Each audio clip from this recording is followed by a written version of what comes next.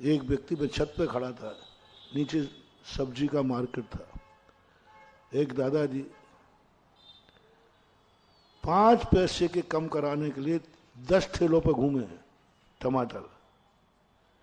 मैं ऊपर से देख रहा हूँ, ठंड का समय था। मैंने देखो ये कूंजड़े बेचारे कछार ठंड में कांप रहे हैं और सेठ जी 5 रुपए के कारण से, 5 पैसे के कारण से इतने घूम रहे हैं। अब मैं कुछ बोलूंगा तो नहीं, देख रहा हूं जैसे वो उसी दिन पंचकल्याणक की बोलियां लगना थी। बहुत पुरानी घटना है, अगर आए तो उसके पहले की घटना, 93 से पहले की।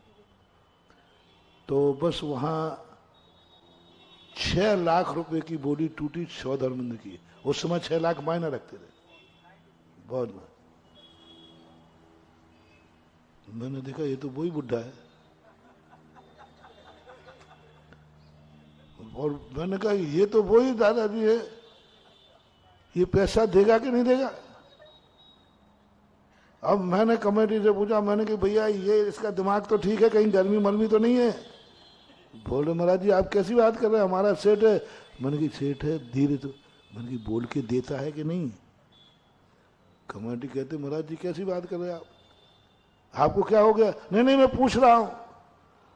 बोले महाराज जी ये वो सेठ है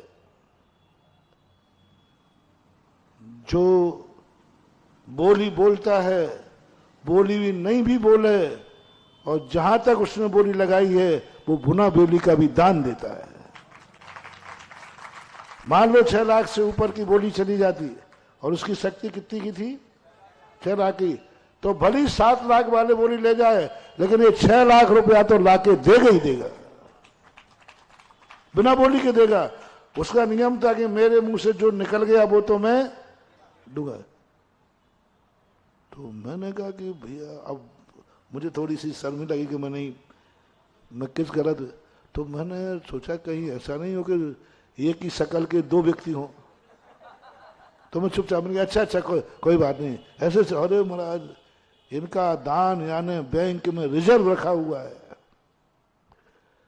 हम तो इनसे दान देते हैं तो लेते नहीं है कि यहां रख के क्या करूंगा सेठ जी के पास, ठीक है, लेते नहीं। और दान को इतना आपके मन में ऐसा कैसे संदेह हुआ। मैं थोड़ा समझ गया, नहीं कोई बात नहीं, यूं पर हमें तो गुड़गुड़ कर रहा था।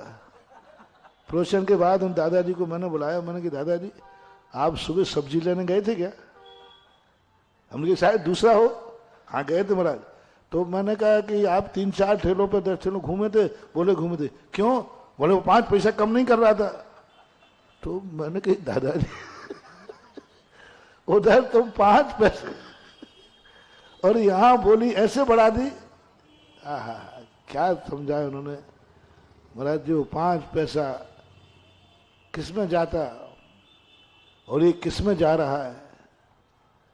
यहां तो हम खजाना खोल दें तो कम है, और वहां 1 रुपया।